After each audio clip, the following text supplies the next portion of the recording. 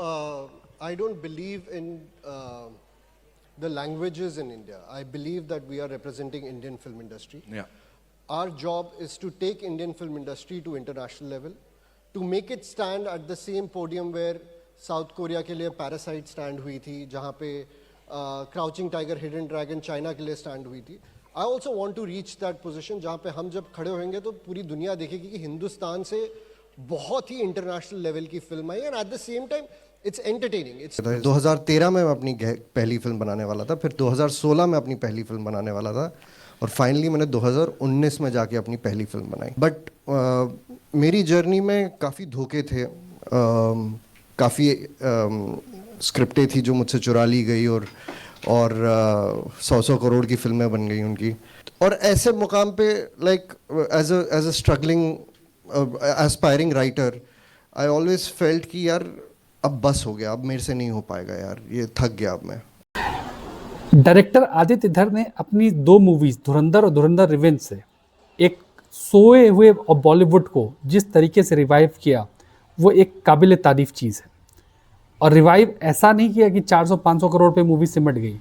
1000 करोड़, लगभग 1000 करोड़ का कलेक्शन किया. धुरंधर रिवेंज तो 1000 से ऊपर भी जाएगी. मगर क्या किसी को मालूम है कि धुरंधर रिवेंज की सफलता तक पहुंचने के लिए आदित्य धर ने अपने लाइफ में कितने स्ट्रगल्स का सामना किया है? जी हाँ दोस्तों, आज के इस वीडियो में हम आदित्य धर के जर्नी के बारे में, कि इस सक्सेस को पाने के लिए उन्होंने किस तरीके के स्ट्रगल्स का सामना किया है, क्या चैलेंजेस उन्होंने फेस किया है, उसके बारे में हम जानेंगे. वीडियो थोड़ी सी लंबी हो सकती है, मगर इसको एंड तक ज़रूर देखिएगा, और चैनल पसंद आए तो लाइक शेयर सब्सक्राइब ज़रूर कीजिएगा.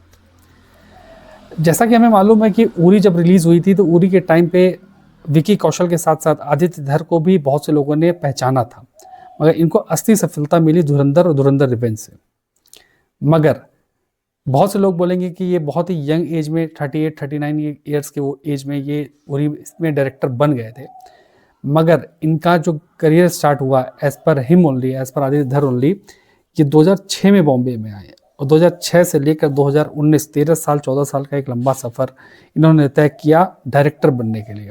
शुरुआत में जब बॉलीवुड में आए तो as a assistant director writer इन्होंने काम किया, और इनका सपना मगर एक ही था हमेशा से कि किसी मूवी को डायरेक्ट करना, और ऐसी मूवी डायरेक्ट करना कि जो वर्ल्ड लेवल पे इंडिया को पहचान दिला सके. मौका कई बार आया आदित्य धर के अकॉर्डिंग. मौका उनके पास 2012 में आया, 14 में आया, और बहुत सारी स्क्रिप्ट्स फाइनलाइज होती थी, उसमें डायरेक्टर भी फाइनलाइज होते थे, बट लास्ट मोमेंट में बॉलीवुड के पॉलिटिक्स की वजह से वो स्क्रिप्ट इनसे छीन ली जाती थी, या वो मूवी किसी और डायरेक्टर को डायरेक्ट करने का मौका दिया जाता था उसमें. अब अभी सोचिए कि आप पर्सनल लाइफ से आप रिलेट करिए कि किसी चीज़, कोई पॉजिटिव चीज़ आपके साथ होने वाली है, और वो चीज़ आपकी जगह किसी और को मिल जाए. कोई जॉब आपको मिलने वाली थी, बट लास्ट मोमेंट में वो जॉब किसी और को दे दी जाए, तो आपके साथ कितना बुरा होगा, या कितना बड़ा हार्ट ब्रेक आपके लिए हो सकता है. इसके वजह से लोग डिप्रेशन में चले जाते हैं, सुसाइड कर लेते हैं, अपना करियर छोड़ देते हैं, और बॉलीवुड में तो बहुत आम चीज़ है. बट आदित्य धर एक ऐसे इंसान थे जो इन रिजेक्शंस को अपनी फैमिली के सपोर्ट की वजह से, या कुछ डायरेक्टर जैसे प्रियदर्शन और विशाल भारद्वाज के सपोर्ट की वजह से, उन्होंने अपने टैलेंट को पे भरोसा किया, और स्ट्रगल उन्होंने लगातार किया टिल 2019. एक वक्त ऐसा भी आया जब धर्मा प्रोडक्शन ने उनको डायरेक्टर बनाया अपनी मूवी रात बाकी है, जिसमें कटरीना कैफ और फवाद खान थे. 2016 में मूवी की शूटिंग स्टार्ट होने वाली थी. सिर्फ 15 दिन पहले होता है उरी अटैक, और उस अटैक में पाकिस्तान का हाथ था, और भारत में पाकिस्तान में काम कर रहे कलाकारों के खिलाफ जो गुस्सा उठा उस टाइम पर, जो विरोध उठा, उसके वजह से करण जौहर को वो मूवी कैंसिल करनी पड़ी. और उसका रीज़न ये भी था कि ए दिल मुश्किल में फवाद खान ने एक सपोर्टिंग एक्टर के तहत काम किया था. उस वजह से भी करण जौहर के ऊपर सबका गुस्सा था, और देशभक्ति की ऐसी लहर थी कि करण जौहर को मूवी कैंसिल करनी पड़ी रात बाकी है.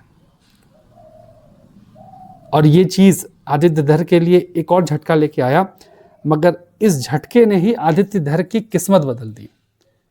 आदित्य धर अपने इंटरव्यू में बताते हैं कि उरी अटैक के बारे में, क्योंकि वो कश्मीर से थे तो वो कश्मीर का दुख दर्द समझते थे, और उन्होंने उस दिन ठान लिया कि उरी इंसिडेंट के ऊपर मैं ही पिक्चर बनाऊंगा, और ये मेरी पहली पिक्चर होगी. आदित्य धर बताते हैं कि मुझे पढ़ने में बड़ी दिक्कत होती है, अगर 2 पेज भी पढ़ना हो तो उनको शायद 1 दिन लग जाए। उन्होंने इस मूवी पर रिसर्च करना स्टार्ट किया। वो बॉम्बे रहते थे, बट वो रिसर्च करने के लिए केवल एक मीटिंग के लिए वो बॉम्बे से दिल्ली फ्लाइट से आते थे अपने पर्सनल सेविंग से। किसी प्रोड्यूसर का बैकअप भी नहीं था। और जिस तरीके से आर्मी मूवीज बनती थी उससे हटकर इन्होंने रिसर्च करना स्टार्ट किया। अकेले रिसर्च किया, 6 महीने तक रिसर्च की और बताया उन्होंने कि मैं दिल्ली आकर आर्मी ऑफिशियल से मिलता था, रिटायर्ड आर्मी ऑफिशियल से मिलता था, कर्नल से मिलता था, डिफेंस एक्सपर्ट से मिलता था, मिनिस्ट्री ऑफ डिफेंस में जाके बातचीत करता था, न्यूज़ जर्नलिस्ट से मिलता था। 6 महीने इन्होंने रिसर्च किया और एक दिन इनके पास फ़ोन आता है इनके दोस्त का कि उरी इंसिडेंट के ऊपर कोई और प्रोड्यूसर मूवी बनाना चाहते हैं। ये सुनते ही इन्होंने सबसे पहले क्या किया, एक कमरे में इन्होंने अपने आप को बंद किया। अब 12 दिन के अंदर इन्होंने उरी का स्क्रिप्ट लिख के तैयार कर लिया। 6 महीने की मेहनत और 12 दिन के अंदर स्क्रिप्ट मीन्स स्क्रीन प्ले लिख कर तैयार कर लिया 12 दिन की मेहनत से।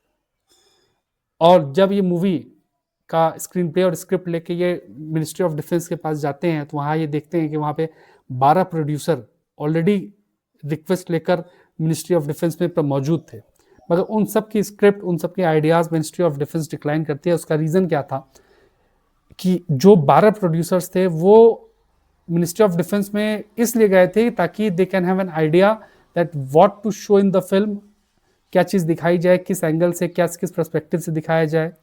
मगर आदित्य धर जो गए थे वो पूरा स्क्रीन प्ले और स्क्रिप्ट लेकर जाते और उनका स्क्रिप्ट देख कर मिनिस्ट्री ऑफ डिफेंस ने उसको तुरंत अप्रूव कर दिया। और मूवी बाद में उरी जिस तरीके से उसने बिजनेस किया वो एक हिस्ट्री बन गई। और मज़े की बात, इसको रॉनी स्क्रीवाला ने इसको प्रोड्यूस किया था और जो बजट मिला था ओनली 44 करोड़ का बजट मिला था। उस कम बजट में रोमांटिक मूवीज़ भी नहीं बनती बॉलीवुड में। उस 44 करोड़ के बजट में जिस तरीके से वन सीन्स दिखाए गए हैं, फाइटिंग सीन्स दिखाए गए हैं या जिस तरीके से मूवी शूट हुई है वो काबिल तारीफ है। वो कहीं से भी नहीं लगती कि लो बजट की मूवी है।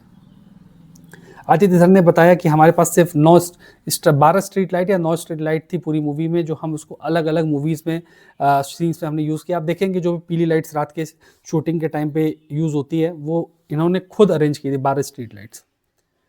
तो बहुत ही लिमिटेड फैसिलिटी में उरी जैसी मूवी आदित्य धर ने शूट की और उनका स्किल ही था कि इतने कम बजट वाली मूवी को भी इतने बड़े स्केल पे उन्होंने शूट किया।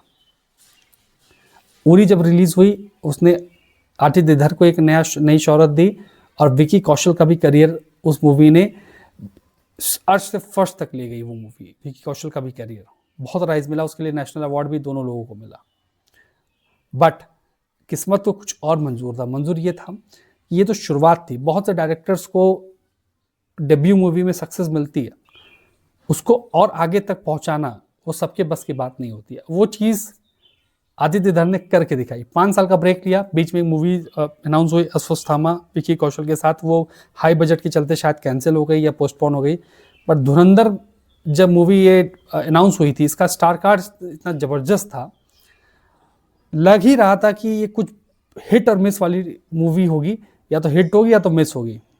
मगर किसको मालूम था ये मूवी बॉक्स ऑफिस के सारे रिकॉर्ड तोड़ डालेगी। और ऐसा बवंडर मचाया इसने बॉक्स ऑफिस पे कि अब प्रोड्यूसर डायरेक्टर्स को सोचना पड़ेगा कि भाई अगर मुझे स्पाई यूनिवर्स पे मूवी बनानी है या इंडिया पाकिस्तान मूवी बनानी है तो बनाएं क्या। पहले तो घिसी पिटी मूवीज आती थी जैसे पठान, टाइगर जिंदा है, एक था टाइगर वॉर, टाइगर 3, उसमें हीरो हीरोइन का एंगल, एक आइटम सॉन्ग, यही सब डाल दिया जाता था। देशभक्ति की फीलिंग ही नहीं होती थी, ऑडियंस कनेक्ट ही नहीं कर पाता था। मगर धुरंधर और धुरंधर रिवेंज ने जो एक बेंचमार्क सेटअप किया, आदित्य धर ने अपने डायरेक्शन से जो बेंचमार्क, जो एक एक्सपेक्टेशन सेटअप कर दी है, वो आगे चलकर मुझे लगता है कि बॉलीवुड में और भी डायरेक्टर्स क्वालिटी सिनेमा देने की कोशिश करेंगे, ना कि घिसी पिटी नैरेटिव पे काम करेंगे। तो अब देखते हैं कि आदित्य धर ने जो स्टैंडर्ड सेट किए हैं बॉलीवुड के लिए और खुद के लिए, क्या वो आगे चलकर इस पे टिक पाते हैं या इसी चीज़ को कंटिन्यू कर पाते हैं कि नहीं। बट एक चीज़ तो है कि आदित्य धर के स्ट्रगल से और आदित्य धर के करियर से इंस्पिरेशन लेने की ज़रूरत है कि अगर आपके अंदर टैलेंट है, अगर आपके अंदर मेहनत करने का जज्बा है, तो लाख चुनौतियां क्यों ना आए आपके सामने, आप एक ना एक दिन सफलता जरूर हासिल करेंगे। तो आज की वीडियो में गाइस इतना ही है। अगर मेरा वीडियो, मेरा चैनल आपको पसंद आता हो तो उसको लाइक शेयर सब्सक्राइब जरूर करें। Thank you.